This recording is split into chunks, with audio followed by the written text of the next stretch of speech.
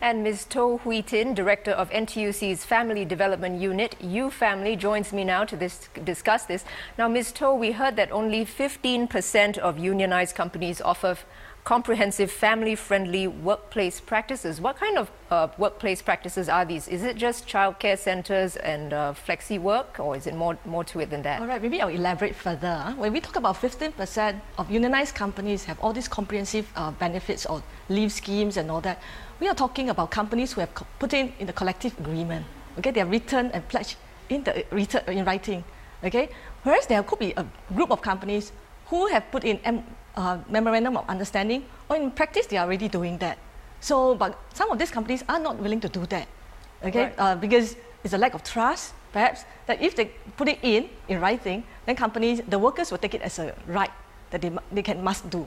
Is that why so few companies have these comprehensive family-friendly workplace practices? It's also not easy for the companies because probably because of the tight labour market, because of that they have to run the current daily operations, and they really do not have time and do not place emphasis or priority in this matter at this point in time.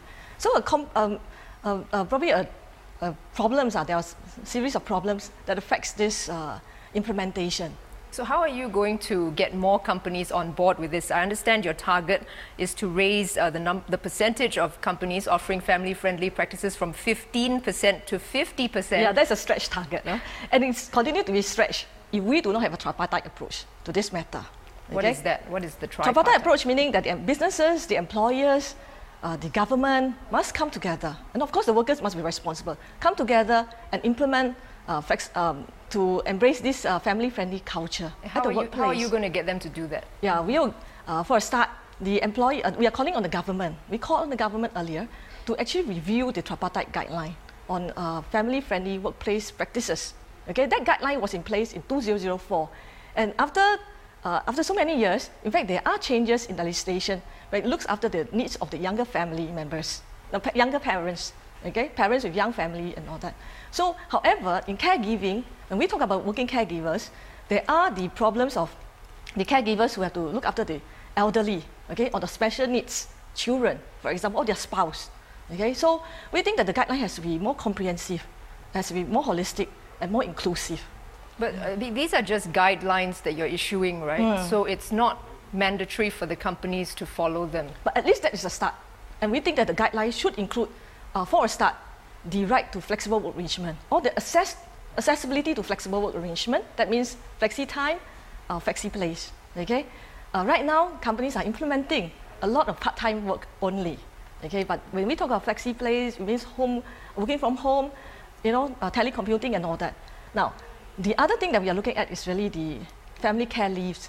Okay? Right now, again, companies are giving a lot more because of government legislation, a lot more is given to the parents with young children. But we have those who are looking after the elderly. Then the third, which I'd like to emphasize is, when we look at family-friendly support schemes, it need not just be facilities. There can be guidelines or helps to the staff on lactation needs and all that. Okay, coming from the company's perspective, what's in it for them to implement these family-friendly policies? A lot of time, company will view it as cost. But if all of us put together, and it's not a cost, just a cost issue, all right? Because we want to retain the mothers at work or the caregivers at work and to return back to work.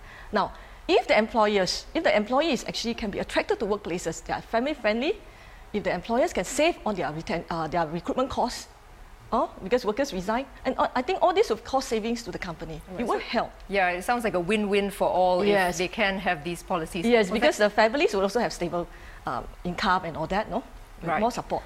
Thank you very much for those insights. That was Ms. Toh Hwee Tin, Director of NTUC's Family Development Unit, UFamily, on family-friendly workplaces.